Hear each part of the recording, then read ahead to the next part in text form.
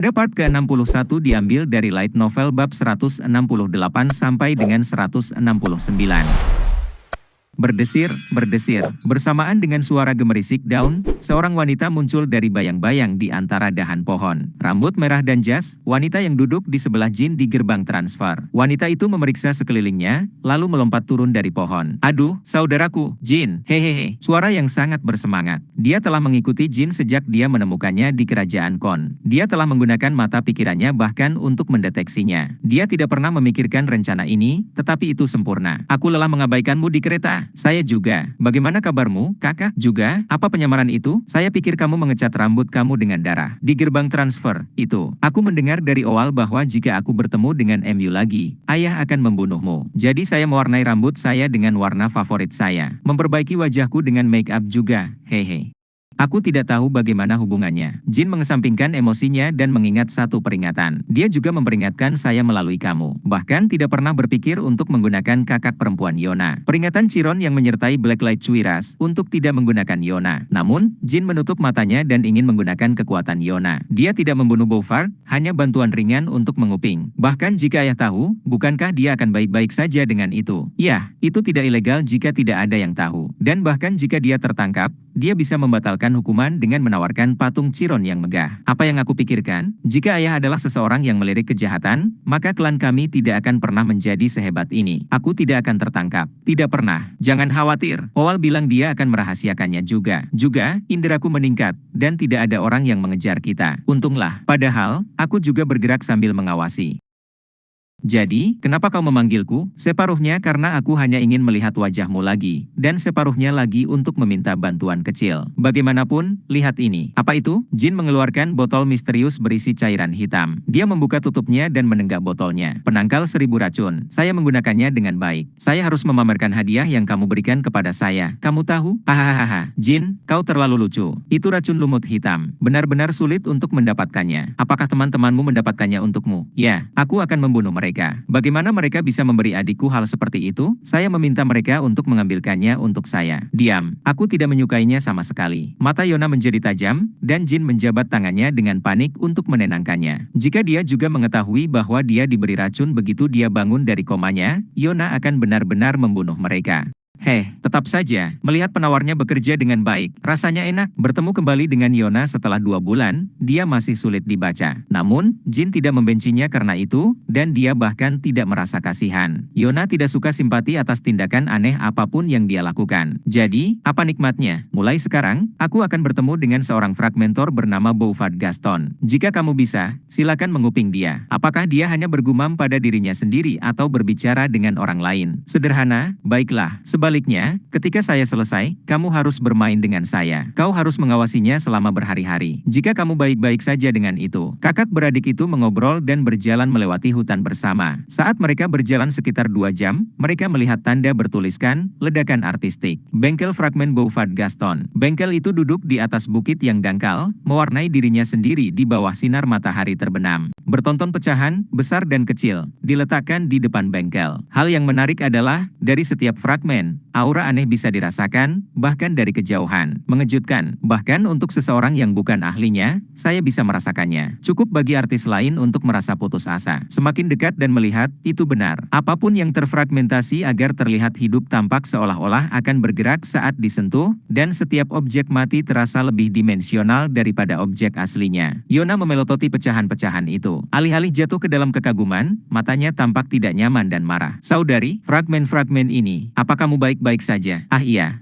ini sedikit memalukan. Ini, seseorang seperti saya membuat ini. Saya baru tahu. Permisi, seseorang sepertimu, apakah ada sesuatu tentang kekuatan khususnya? Pikiran itu melintas di kepalanya, tetapi dia tidak bertanya. Sangat menarik. Bisakah kamu memberitahu saya sekarang bagaimana kamu menemukan tempat ini? Jin berpikir sejenak, lalu membongkar informasi yang didapatnya dari Mato Bakar. Yona adalah seseorang yang bisa dia percayai seperti halnya Luna. Jadi itu yang terjadi. Transformer, fragmentor ini, dan kamu memukulinya di perjamuan. Belum Belum terlalu yakin dulu. Saya hanya datang untuk melihat apakah saya dapat mengungkap beberapa hal. Pertama, aku akan menghapus jejak kakiku. Bahkan jika kamu tidak dapat mendeteksi saya, jangan mengira saya meninggalkan kamu. Tepat setelah dia menyelesaikan kalimatnya, dia menghilang. Tidak peduli berapa banyak dia membuka mata pikirannya, dia tidak bisa mendeteksi posisi Yona atau keberadaannya. Jadi ini adalah kekuatan penuhnya. Sepertinya dia bersembunyi di antara pecahan-pecahan itu. Sebelum itu, reaksinya aneh. Kakak perempuan Yona dan Beaufort menjadi orang yang mirip. Dentang, dentang. Dia pertama kali mengguncang bel di pintu. Fragmentor Curano sering beroperasi di bawah tanah, sehingga mereka tidak dapat mendengar pelanggan mengetuk pintu. Langkah kaki bergema setelah menggoyangkan bel selama beberapa waktu. Beaufort menyeret tubuhnya yang berat menaiki tangga, seolah-olah dia sedang marah. Pintu terbuka. Jenis apa? Katai. Gagal melanjutkan kata-katanya, Beaufort menatap Jin selama beberapa waktu. Beaufort Gaston, lama tak jumpa. Apa yang kamu pikir kamu lakukan di sini? Dia mengambil segenggam garam dari sakunya dan melemparkannya ke Jin. Menurut standarnya, orang yang mencari bengkelnya adalah pelanggan, orang rendahan, itulah sebabnya dia selalu menyiapkan garam. Dan di antara orang-orang rendahan, Jin adalah yang terburuk. Aduh, Jin dengan cepat menghindari proyektil dan tidak terkena satu kristal garam pun. Itu agak kasar. Saya datang sebagai pelanggan hari ini. Pelanggan, pantatku. Saya tidak menerima pelanggan seperti kamu. Oh, kau akan menjadi seperti itu? Aku tidak berbeda dengan penyelamatmu. Saafior, jika saudaraku atau ksatria penjaga mendengar apa yang kamu lakukan di perjamuan, anggota tubuhmu akan dicabut. Kamu tidak akan pernah bermimpi membuat fragmen yang begitu indah. Diam dan mati. Retakan. Tinju Beaufort mengenai dagu Jin. View, hentikan sekarang. Bahkan jika aku adalah calon penerus, ini, retakan. Dipukul 2 kali, Jin merasakan sesuatu yang patah. Tali kesabarannya mulai putus. Ya, mungkin memukuli orang ini mungkin tidak terlalu buruk. Tidak, tapi apakah dia tidak takut? Atau dia hanya bodoh? Saat kepalan ketiga terbang. Bodoh. Jin mencelupkan tinjunya ke atas kepala Beaufort. Pertarungan singkat itu berbeda dengan pertarungan di jamuan makan. Jin mengalami transformasi yang luar biasa sementara Beaufort tetap sebagai bintang 5 yang menyedihkan. Beaufort kehilangan keseimbangan dan jatuh ke belakang, tetapi Jin menangkap pergelangan tangannya dan membuatnya tetap tegak. Kemudian, orang lain muncul dari dalam bengkel. Beaufort, ada apa? Tuan muda, Jin, Tuan Vishukel. Dia tidak menyangka Vishukel berada di Artistic Explosion hari itu. Tuan muda Jin, mengapa kamu ada di sini? Apakah kamu tidak berada di tengah-tengah uji coba pembawa bendera sementara kamu? Tentang itu, Tuan Vishukel, pria ini mempermalukanku di perjamuan dan mencariku lagi untuk menimbulkan gangguan. Tolong bunuh dia. Saat itu, mata Vishukel bertemu dengan garam di tanah. Dia juga melirik dagu dan dahi Jin yang sedikit bengkak. Orang gemuk yang menjijikan ini, sudah jelas apa yang dia lakukan salah. Menelan kata-kata itu, Vishukel menarik napas dalam-dalam. Silakan masuk, Beaufort. Minta maaf padanya. Siapa yang kau suruh aku bunuh? Kenapa harus saya? Kamu melakukan pukulan pertama dan menghasut kekerasan. Dan kau menyuruhnya untuk meminta maaf? Ada yang ingin kau katakan untuk dirimu sendiri? Vishukel memarahi Beaufort, yang wajahnya berkerut. Vishukel sangat tertekan karena dia baru-baru ini. Tetap saja, aku tidak bisa meminta maaf.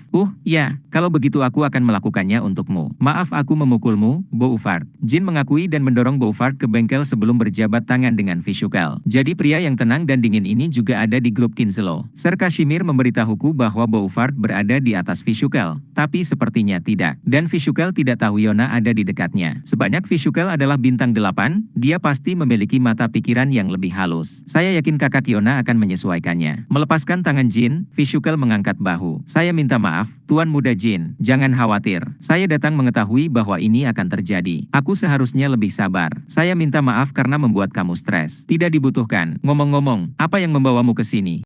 Saya ingin membuat patung ayah saya, dan semua fragmentor di jalan bengkel merekomendasikan tempat ini. Ini yang terakhir. Aku mengerti. Saya memang memiliki masa lalu yang sulit dengannya, tetapi itu masih merupakan kesalahan ayah saya. Melihat pecahan di depan, sepertinya saya datang ke tempat yang tepat. Saya tidak bisa menyembunyikan keheranan saya dari karya-karya Beaufort. Mata Vishukel menyipit. Tuan muda Jin. Ya, semua orang tahu bahwa karya fragmen Beaufort luar biasa. Namun, aku tidak mengerti sikapmu sebagai anak bungsu klan Rankandel. Apakah aku bertindak tidak sopan dengan cara apapun? Benar. Tuan muda yang saya lihat di perjamuan bukanlah seseorang yang bertindak atas situasi asing seperti itu. Faktanya, jika kamu membutuhkan patung Lord Chiron, siapapun dari area ini akan baik-baik saja. Seakan mengakui kekalahan, Jin menggelengkan kepalanya. Kamu melihat menembus diriku. Memang, ada motif tersembunyi. Yang ingin saya temui bukanlah Beaufort, tetapi kamu, Tuan Vishukel. Jin memelototi Vishukel dengan mata membara. Itu adalah kebohongan yang terang-terangan, tapi itu satu-satunya pilihan Jin sejak dia terpeleset di depan Vishukel. Vishukel Yvliano, hanya satu kesalahan dan dia akan menjadi menyebalkan. Saya harus menyulap sesuatu yang dia akan percaya. Vishukel memiringkan kepalanya, menggelengkannya, dan menatap Jin dengan tajam. Untuk menemuiku, bukan Bouvard. Untuk alasan apa? Oh, itu sebabnya. Jin tampak lapar untuk berkelahi karena ekspresinya tampak mengundang. Vishukel tersenyum penuh minat. Apakah kamu ingin berduel dengan saya sebagai pembawa bendera sementara? Bukan reaksi yang buruk. Memalukan untuk mengakuinya, tapi itu benar. Karena saya tidak bisa secara pribadi pergi ke klan Yvliano dengan status saya saat ini sebagai pembawa bendera sementara, saya pertama kali mencari Bouvard, seseorang yang disebut Lady Margiela sebagai teman. Vishukel tersentak mendengar kata, teman. Jadi pada dasarnya kamu mengatakan bahwa kamu mencoba menemuiku melalui Bouvard. Vishukel tidak menanyakan Jin tentang bagaimana dia menemukan lokasi bengkel. Tidak ada alasan bagi Rankandel untuk tidak menyelidiki Bouvard yang berduel dengan tuan rumah pesta. Meskipun, aku tidak berbohong tentang membuat patung ayahku. Jika saya tahu bahwa Bouvard adalah fragmentor paling berbakat di kota ini, saya tidak akan mencari di jalanan selama ini. Keheningan berlalu. Jin tidak tahu apakah kebohongannya berhasil pada Vishukel, tapi dia tidak putus asa untuk mencari tahu. Vishukel mengeluarkan sebatang rokok. Dia mengorek-korek api pada kotak korek api, dan asap mengepul ke udara. Vishukel mengambil isapan kedua ketika setengah dari rokok dibakar saat dia mengatur pikirannya tentang penampilan tak terduga Jin. Hari itu, duelnya cukup berkesan. Aku juga menunggu hari untuk berduel denganmu. Terima kasih atas pujiannya. Namun, sekarang bukan waktunya.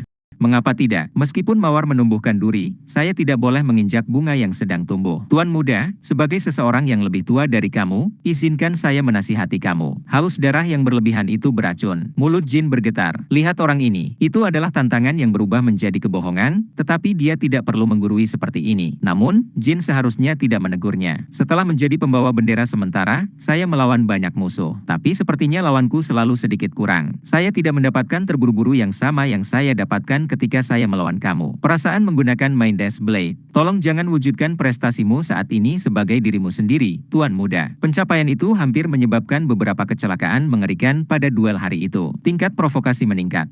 Meskipun demikian, Jin tahu bahwa Vishukel tidak akan mau melawannya. Dia bukan orang yang mudah tertipu oleh provokasi ini, dan dia tidak akan mendapat apa-apa dari pertempuran. Vishukel saat ini adalah bintang 8. Jin diumumkan menjadi bintang 5 di perjamuan. Kesenjangan keterampilan yang cukup besar ada di antara mereka. Namun, Vishukel tahu bahwa pencapaian Jin tidaklah kecil setelah 1,5 tahun sejak jamuan makan. Padahal, dia tidak berpikir bahwa pencapaian itu relevan dengan hasil pertempuran. Vishukel menggosok abu rokok di dinding, lalu menghela nafas. Tolong hentikan, Tuan Muda Jin. Saya tidak ingin lelah dengan urusan asing seperti itu. Saya datang ke sini untuk berlibur. Tidakkah menurutmu itu sedikit tidak sopan? Aku minta maaf untuk itu. Vishukel menciptakan pedang seukuran telapak tangan dengan auranya dan memotong poni Jin. Sebelum bilahnya menghilang, sebelum bulu-bulunya jatuh ke tanah, dia memotong helaian yang jatuh itu sekali lagi. Menyadari apa yang terjadi setengah detik kemudian, Jin merasakan sensasi dingin merayapi punggungnya, dan Bouvard mengira Vishukel memenggal kepala Rankandel.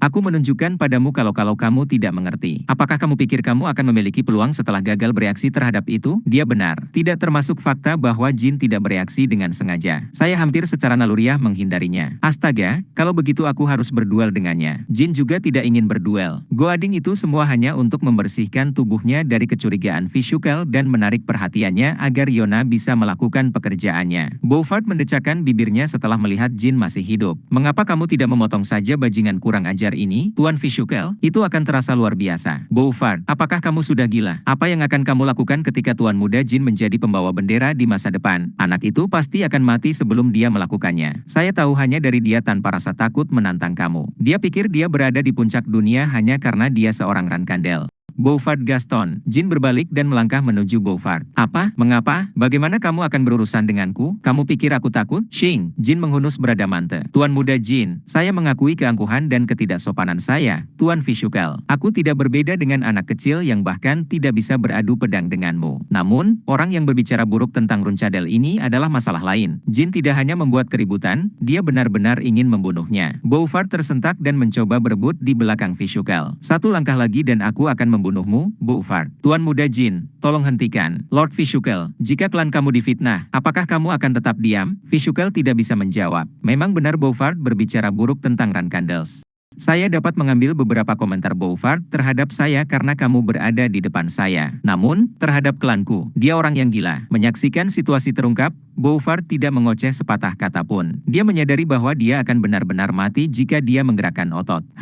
Aku mengerti. Namun, dalam hal ini, aku harus menghentikanmu juga. Kalau begitu lakukanlah. Dan bagaimana jika kamu mati? Bahkan jika aku mati, aku akan membunuhnya dan melindungi nama Rankandel. Tentu saja, karena saya adalah pembawa bendera sementara, kamu tidak akan menghadapi konsekuensi apapun. Jika kamu membunuh Bouvard saat ini, aku akan membunuhmu. Jika itu terjadi, apa gunanya melindungi nama Rankandel? Bahkan jika klan tidak mengetahuinya, aku tidak akan malu pada diriku sendiri. Haruskah kamu melakukan ini? Visual mengangkat suaranya untuk pertama kalinya. Sial, ini salahku karena tidak mengendalikan mulut bajingan terkutuk itu. Tuan muda tidak bercanda sekarang. Apa yang harus dilakukan?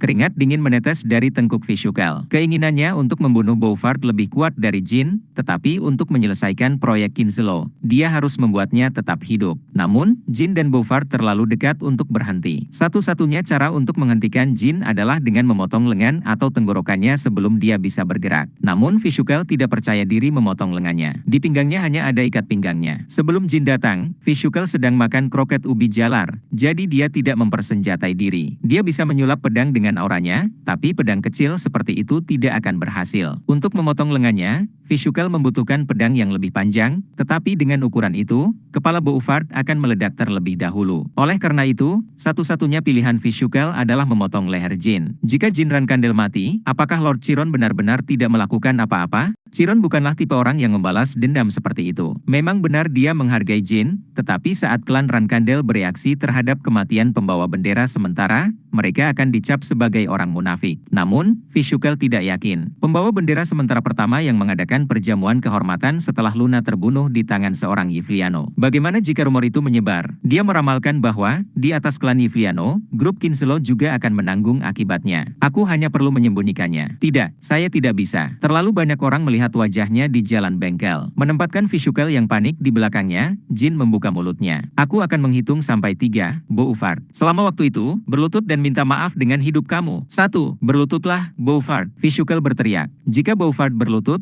situasi canggung ini akan segera berakhir. 2. Lutut berdebar. Lutut gemuk Bouvard menyentuh tanah. Visual menghela nafas lega, dan Jin meletakkan pedangnya di tenggorokan Bouvard. Aku melakukan apa yang kamu belum selesai. Sekarang, minta maaf. Saya harus mendengar sesuatu yang saya suka sebelum tangan saya terpeleset. Bouvard gemetar karena marah dan malu, dan hati Visual hancur. Aku mengaku salah. Jin menyerungkan pedangnya dan tersenyum. Jika bukan karena Lord Visual, aku akan membunuhmu. Itu adalah konsekuensi biasa untuk memfitnah klan Rankandel. Berterima kasihlah padanya, Fragmentor. Jin kemudian berjalan ke Visual dan membungkuk. Saya telah melakukan banyak tindakan tidak sopan, Tuan Visual. Jika itu akan membantu, kamu dapat mengalahkan saya sebanyak yang kamu suka. Visual memukul dahinya. Aku tahu Rankandel itu seperti api, tapi kamu berada di level lain. Kamu tidak salah menghukum Bouvard. Saya menunjukkan persetujuan sebagai patriark klan Yvliano. Dia benar-benar terkesan. Dia benar-benar sedikit, tapi tidak ada pembawa bendera Rankandel lain yang akan melakukan ini. Jin Rankandel, kamu telah mengejutkanku berkali-kali sejak jamuan makan. Dia memastikan untuk membuat Bouvard tutup mulut di depan orang asing sejak saat itu. Namun, saya harap kita tidak mengalami pertemuan yang kacau seperti itu di masa depan. Tolong jangan lupa bahwa saya tidak menyerang kamu karena Bouvard pantas menerima hukumannya. Aku tidak akan lupa. Kamu bebas untuk pergi. Jin meninggalkan bengkel, dan Visual menatap sosoknya yang semakin kecil. Begitu Jin tidak lagi terlihat, dia akhirnya melontarkan kutukan. Setelah mendengar 5 atau 6 kata yang mengerikan, Bouvard meraih Visual dan mengeluarkan alasan yang tidak masuk akal. Kemudian, dia diam-diam pergi ke ruang bawah tanah. Ini pertama kalinya aku melihat Tuan Visual semarah itu. Jin Rankandel, bajingan itu. Dia sangat tidak sopan. Bouvard tidak akan pernah menyadari bahwa kemarahan Visual tertuju padanya, bukan Jin. Ketika Bouvard kembali ke lantai pertama, dia memiliki banyak kroket di tangannya. Berdesir, berdesir. Tolong makan ini dan tenanglah, Tuan Visual. Bajingan tikus itu tidak akan pernah berumur panjang.